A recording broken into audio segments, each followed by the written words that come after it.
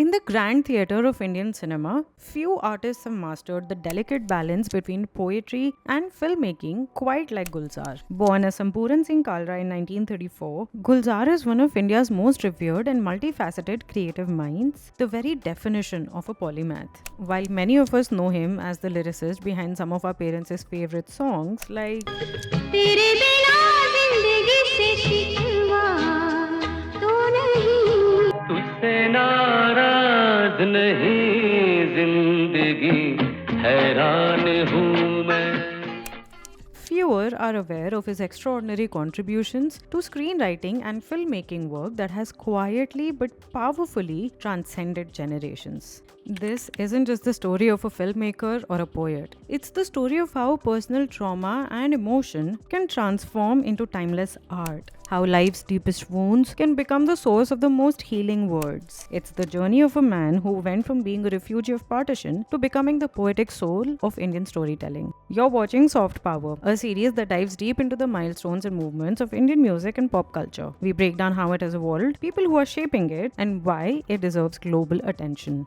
With a career spanning over 6 decades, Gulzar has carved a unique space where literature and cinema meet with quiet grace. What truly sets him apart is his ability to discover poetry in the everyday, whether it's penning evocative lyrics for songs like Ae Ajnabi or directing sensitive, thought-provoking films like Mausam and Parichai. His work is often described as having a rare lyrical depth. Gulzar has often said that literature is his first love and that cinema happened by accident. Yet, this so-called accident became one of the most beautiful turning points in Indian cinema, gifting us stories that have endured. Stories that explore themes of separation, personal loss, and human resilience with quiet intensity. तो मुझे लगता है partition बहुत बड़ा हादसा था जिससे मैं गुजरा बचपन में गुजरा और वो देखा. His voice carries the weight of 7 decades. The partition of 1947 wasn't just a political event for young Sampuran Singh. It was the crucible that forged his understanding of displacement, loss, and the fragile nature of human belonging. Picture this: you're barely out of your teens, and suddenly the world splits in two. Your home is no longer your home. Your country is no longer your country. This was Gulzar's reality when communal violence forced his family to abandon everything and flee to Bombay. That experience of being uprooted became the emotional DNA of Gulzar's artistic vision. It's there in the recurring motif of trains in his work, those steel serpents that carried millions away from their homes forever. In Marches, a movie about the Sikh insurgents of 1980s and the violence that followed, when we see the protagonist Kripal board the train that will carry him toward his revolutionary destiny, we are not just watching a plot device. We are witnessing Gulzar's meditation on how journeys of displacement can transform identity itself. In Ijazat, a movie exploring the idea of a love triangle, the railway station where Rekha and Nasiruddin Shah's characters meet after years of separation becomes more than a setting. It's a metaphor for the human condition. The genius lies in how he transforms a simple observation into a profound statement about love, loss, and the temporary nature of all human connections. After reaching Bombay, Gulzar worked at a garage, his hands dirty with engine oil, but his mind soaring with verses. In the Guftagoo interview, Gulzar recounted his early days at Bombay as a car painter, how everyone at the garage knew of his passion for writing, how he used to attend the Progressive Writers Association meetings, and saw his influences, namely Krishan Chandar, all of which made him take his passion forward. He quietly worked his way up through Bimal Roy Productions, where he assisted the legendary director who is known to have directed Devdas, learning the craft while never losing sight of his poetic vision. He began his career as a lyricist with the music director S.D. Burman for the film Bandini. When Ashirwad arrived in 1968, it caused quite a stir, with Gulzar penning both the dialogues and the lyrics for the movie. Here was a writer who could take the most ordinary emotions and dress them in extraordinary language. The film's songs, particularly Ek Tha Bachpan, showcased Gulzar's revolutionary approach to film lyrics.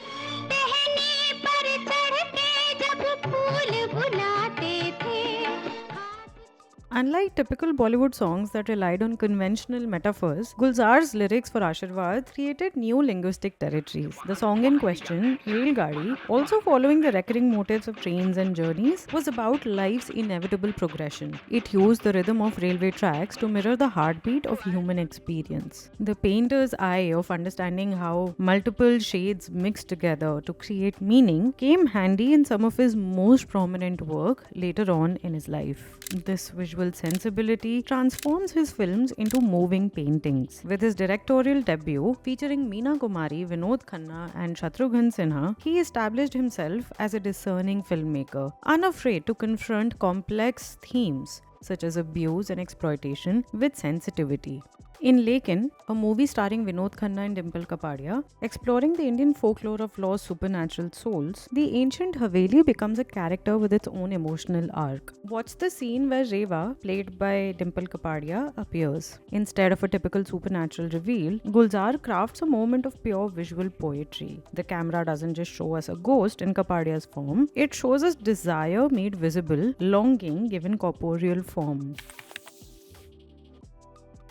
His early encounter with Rabindranath Tagore's work proved transformative for the young artist. Gulzar's creative journey began with an old Urdu translation of Tagore's The Gardener, as documented in his biographical interviews. But Tagore's influence went far beyond literary inspiration. It represented a philosophical alignment that would define Gulzar's entire worldview. Both artists shared a belief in art as a bridge between cultures rather than a barrier. Both saw poetry as a healing force rather than a divisive one. This Tagore-influenced humanism gets displayed in every aspect of Gulzar's work. In Andhi, a movie where Gulzar portrays the inner world of a woman politician, showing her struggles between personal life and public duty, he handles her estranged relationship with her husband with deep empathy. Triveni is a concise poetic form consisting of 3 lines, known for its depth and subtle twist. The structure is simple. The first 2 lines create a seemingly complete image, thought, or mood. However, the third line adds a surprising shift, either emotional, ironic, philosophical, or even unsettling, that redefines the meaning of the first 2. The name Triveni draws from the idea of the confluence of 3 rivers, symbolizing how the third line flows in to meet and transform the first 2. Consider this Triveni.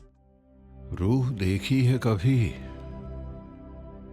रूह को महसूस किया है, जागते जीते हुए दूधिया कोहरे से लिपटकर सांस लेते हुए उस कोहरे को महसूस किया है.